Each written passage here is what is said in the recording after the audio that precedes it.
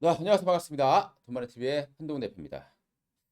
자, 우리나라 원전 강국으로 가려고 지금 정부에서 많이 노력을 하고 있는데 최근에 이 원전 관련해서 미국이 예, 찬물을 끼얹고 있고 또 이 우리나라의 원전 수주를 뺏어가는 거 아니냐?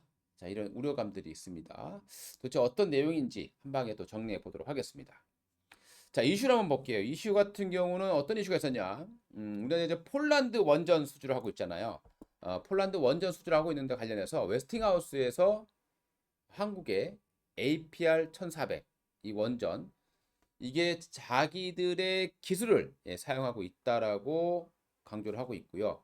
그리고 수출하기 전에 자기들하고 미국의 에너지 부 사업부에 어, 허가를 받도록 소송을 제기해 놓고 있는 그런 상황입니다. 그래서 원전 관련 종목들 주가 좀 많이 밀려 있죠. 또 원전 관련 종목들이 또 최근에 많이 빠졌습니다. 뭐 반토막 이상 하락에 있죠.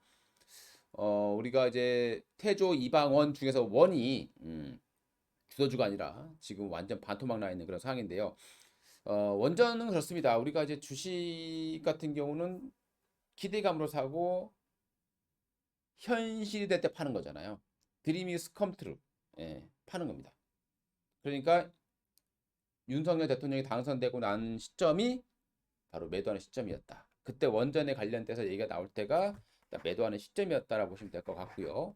근데 이제 여기에서 또 최근에 또 악재가 터져 나오고 있는 그런 상황입니다.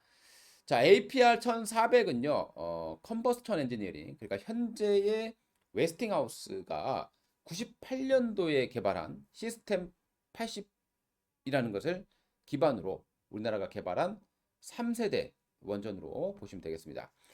그러니까 미국의 기술을 기반으로 만들어졌기 때문에 기술 수출 등을 원하는 국가로는 수출을 못한다라는 그런 단점이 있었다라고 보시면 되겠습니다.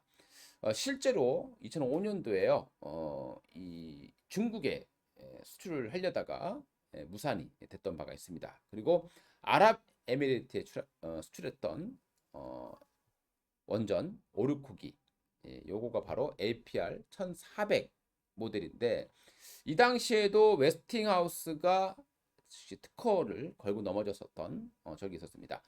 그리고 이제 미국의 싱크탱크죠. 여기서도 이제 APR 1400을 미국의 독자적인 기술로 미국의 기술을 이용했고 한국의 독자적인 기술로 인정하지 않는다 이렇게 계속해서 이어나가고 있는 상황이 되겠습니다. 이제 이 사건이 벌어진 부분들은 무조건 악재냐를 보기보다는 일단 왜 이 사건이 벌어졌냐는 거죠.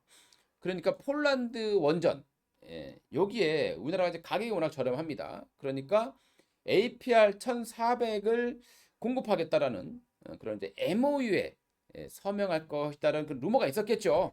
그러다 보니까 그에 대한 대응으로 지금 웨스팅하우스가 소송을 진행하고 있습니다. 그러니까 이제 향후에 이 자체가 뭐 미국으로 넘어갈 수는 없을 겁니다. 왜냐하면 웨스팅하우스는 지금 원전 수주 실적이 그렇게 많지가 않고요. 한동안 또 멈춰 있었어요. 그리고 직접 건설을 하지도 않습니다. 그러니까 이 웨스팅하우스가 만약에 수주를 하려 그러면 따로 이렇게 공사를 해야 되기 때문에 우리나라에 비해서 현저하게 떨어질 수밖에 없는 거죠. 그래서 이제 안 될 것 같으니까 한국이 될 것 같으니 숟가락이라도 얹어야 되겠다라는 의미로 이해를 해주시면 좋을 것 같습니다. 그러니까 앞으로 뭐 로열티를 주거나 또는 뭐 같이 공동으로 사업하거나 이런 형태로 진행될 가능성이 높지 않겠느냐 이렇게 예상해 볼 수 있을 것 같고요. 자, 그러면 APR 1400이라는 게 뭐냐 보도록 하겠습니다. 우리나라가 독자적으로 개발한 차세대 원전입니다.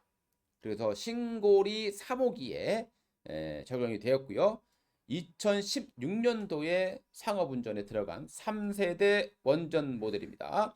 1992년도부터 10년간 한수원이 2,400억 정도를 들여서 개발을 했고요. 발전 용량은 1,400메가와트 정도, 수명은 60년 정도, 기존보다 20년 이상을 늘렸다 보시면 되겠고요. 발전 원가는 10% 정도 절감, 그리고 사고를 예방할 수 있는 다중 안전 장치가 마련됐습니다. 그러니까 후쿠시마 원전 터졌던 그런 사고가 터지지 않게끔 다중으로 안전 장치가 마련되어 있다 보시면 되겠습니다. 그리고 냉각 장치, 사방이죠. 사방 냉각 장치가 마련되어 있습니다. 그리고 사중 안정 장치도 마련되어 있고요. 사고 발생 확률이 만 분의 1에서 10만 분의 1로 줄어들었다라고 보시면 될 것 같습니다.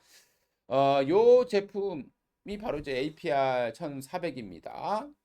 뭐 APR 플러스도 이렇게 나와주고 있고요. 자, 우리가 이제 이 화면을 보시게 되면은요, 일단 웨스팅하우스라는 업체가 어떤 업체인지부터 알아보도록 하겠습니다. 이 웨스팅하우스가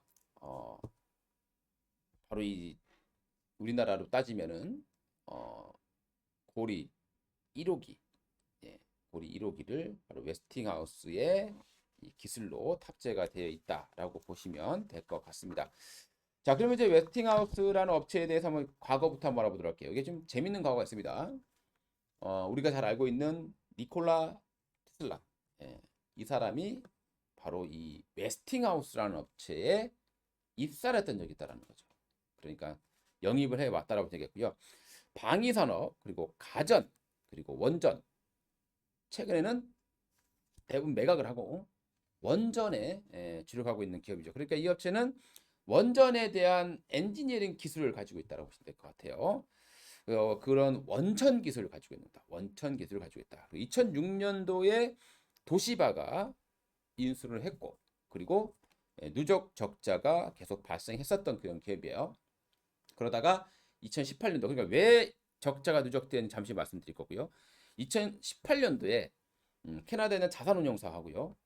일부 이제 사모펀드에 매각이 됐고, 대략 한 우리나라 돈으로 5조 원 정도의 인수를 했습니다. 근데 지금 현재 판매를 하려고 하는 그러니까 M&A 대상으로 좀 올라와 있다라는 거죠. 몸값을 높여야 되는 상황이에요. 그래서 지금 이렇게 우리나라에게 태클을 걸고 있다라고 보시면 될 것 같습니다. 그러니까 이 사모펀드 같은 경우는 사서 기업을 잘 운영을 해서 더 높게 파는 게 목적이거든요. 그러니까 그 높이려면 뭘 하나 더 만들어내야 되는 겁니다. 그래서 이런 몸값 높이기로 보시면 될 것 같고, 그래서 뭐 어떤 주장에서는 이 웨스팅하우스를 우리나라가 인수해야 된다 이렇게 얘기를 하고 있는데요. 대략 몸값이 12조 원 정도인데요. 이걸 인수할 수 있는 기업은 거의 우리나라에는 없을 것 같다라고 보시면 될 것 같습니다. 이 업체는 1886년도에 조지 웨스팅하우스라는 이 전기학자, 이 사람이 전기 회사로 시작을 했습니다. 에디슨의 진정한 라이벌이었다. 이렇게 보시면 됩니다. 그리고 이 당시에 이제 니콜라 테슬라를 이렇게 입사를 하게 만들었던 부분이고, 니콜라 테슬라가 일을 했었던 그런 기업이다라고 보시면 되겠습니다. 그리고 이제 발전소하고 발전 설비 등을 사용을 했고요. 그리고 우리나라에서는 이제 고리 원자력 발전소 1호기 지금 화면에 보이는 요거를 바로 웨스팅하우스의 기술로 개발했다라고 보시면 될 것 같고요. 현재 뭐 보시면은 지금 폴란드가 지금 바로 보시면은 제일 가깝잖아요, 그죠? 연내 사업자 선정입니다. 그러니까 지금 이렇게 웨스팅하우스가 발등에 불이 떨어져서 이렇게 숟가락을 올리고 있고 방해를 하고 있다고 보시면 되겠고요. 그 다음에 체코 쪽도 있을 거고, 영국도 있을 거고, 사우디도 있고, 남아공도 있습니다. 하나가 잘 되면 또 이쪽도 할 수가 있겠죠. 그래서 이제 웨스팅하우스가 우리 원전 동맹에서 동맹을 깨면서 지금 소송을 벌치면서 따라 들어오다 보시면 될 것 같습니다. 그리고 이 웨스팅하우스 같은 경우에는 제트 엔진 항공 사업 중에서 제트 엔진 사업도 했었어요. 근데 이 제트 엔진 사업은 GE 제너럴 일렉트릭에 완전히 밀리면서 고사를 했던 부분이 있고요. 그리고 한때는 이제 현대 엘리베이터하고 합작해서 우리나라에 현대 엘리베이터를 설립을 했었다라고 보시면 될 것 같습니다. 자, 그리고 1957년도에 최초로 미국에서 원전 발전소를 건설했던 기업이 바로 웨스팅하우스입니다. 자, 그리고 이제 바로 왜 이렇게 회사가 힘들어졌느냐를 보게 되면요. 1979년도에 여기 보시면 화면에 보시면 원전 발전소가 있죠. 요게 이제 쓰리마일 섬이에요. 섬 크기가 이렇게 내륙에 있는 섬인데 섬의 크기가 3km밖에 안 돼서 길이가. 3km에서 3마일이죠. 우리나라로 따지면 한 킬로 따지면은 5km 약간 안 된다 보시면 될 것 같아요. 섬 길이가 3마일. 예, 그래서 이름이 쓰리마일 섬입니다. 이 쓰리마일 섬에서 원자력 발전소에 대한 사고가 발생을 하게 되는 거죠. 그래서 미국은 30년간 신규 원전 건설을 중단하게 됐습니다. 그러니까 완전히 밥줄이 끊겼다. 자, 이렇게 보시면 될 것 같고요. 그러다 보니까 이제 뭐 사업을 다 팔아치워요. 가전사업부, 예, 일렉트로룩스라는 기업에 매각을 하고요. 현재도 보시게 되면 웨스팅하우스라는 가전제품들이 많이 나오고 있습니다. 근데 이건 이제 브랜드만 받는 OEM 방식으로 생산하는 것이다. 이렇게 보시면 될 것 같고요. 그리고 뭐 최근에는 뭐 엔터 사업까지 전혀 관계없는 엔터 사업에 진출하게 되고요. 그러면서 전기 사업부, 전력에 관련된 부분들은 또 지멘스라는 기업, 독일 기업에 매각을 하게 됩니다. 그리고 원전만 남아 있었다라는 거죠. 예, 이 원전만 남아 있는 부분 BNFL이라는 사업부를 또 영국에 매각을 하게 됩니다. 그러다가 또 막 사고가 터지잖아요. 아주 안 좋아졌습니다. 자, 이 당시에 이제 도시바가 2006년도에 이제 54억 달러의 이제 이 BNFL이라는 이 영국에서 사갔던 걸 또 사옵니다. 근데 참 운도 없죠. 그렇게 됐다가 2011년도에 바로 이제 일본에서 후쿠시마 원전 사고가 발생이 되는 거죠. 근데 그 후쿠시마에 발생했던 원전 3개 중에서 2개가 도시바가 만들었던 걸로 알려집니다. 그러니까 이 웨스팅하우스가 만든 건 아니지만 도시바가 만든 거다 보니까 완전히 도시바의 원전 사업이 죽었을 수밖에 없었던 수조 원의 적자를 내는 그런 모습들을 만들었습니다. 이때 당시 도시바가 이 웨스팅하우스를 인수하기 위해서 사업부로 인수하기 위해서 두산중공업과 그 당시에 이렇게 인수 경쟁을 펼친 바 있었다라고 알려지고 있습니다. 근데 승자의 저주일까요? 우리가 이제 M&A를 하다 보면 승자의 저주다라는 얘기가 많이 나오잖아요. 그 얘기가 뭐냐면 M&A에서 남들과 경쟁을 많이 해요.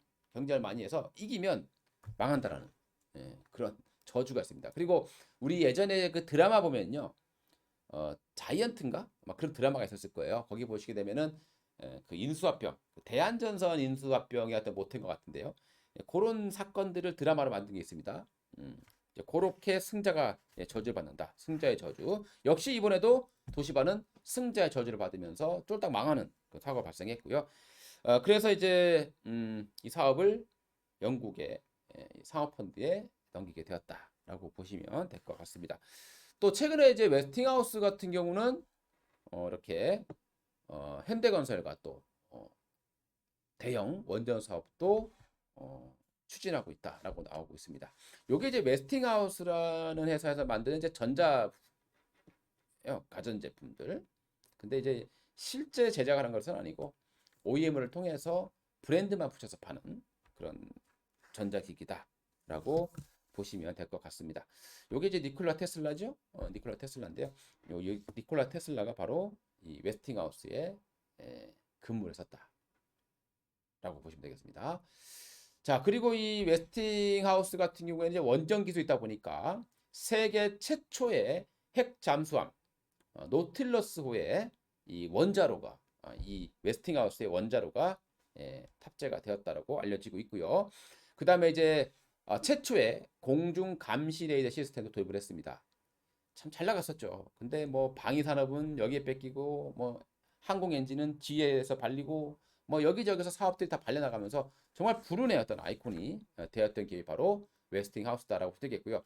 또 한때는 이 30프레임으로 찍는 이 카메라를 통해서 나사가 이제 그 달에 갔잖아요. 아폴로 11호가 그 달에 갔을 때 그 찍은 이 사진 전송할 때 이 사진 이게 또 이 웨스팅하우스가 찍은 것으로 그 웨스팅하우스의 기술로 전송했다라고 알려지고 있습니다.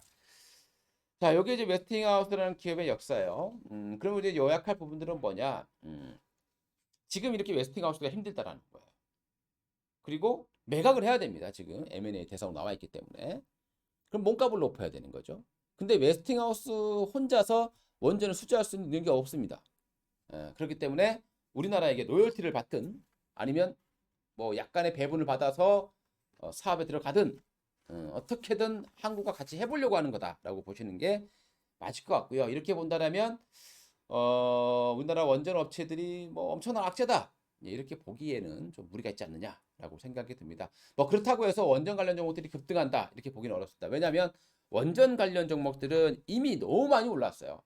정권 바뀌기 전부터 기대감으로 많이 올랐기 때문에 뭐 만약에 수주를 한다고 하면 뭐 어느 정도 기술적받는 정도는 나올 수 있을 것이다. 하지만 또 예전처럼 그렇게 강한 어떤 상승을 기록하기는 좀 어려울 것 같다라고 보시면 되겠죠. 꿈이 현실이 됐기 때문에 이전의 고점을 돌파하기는 어려울 것이다. 이렇게 요약하면서 오늘 방송 마치겠습니다. 감사합니다.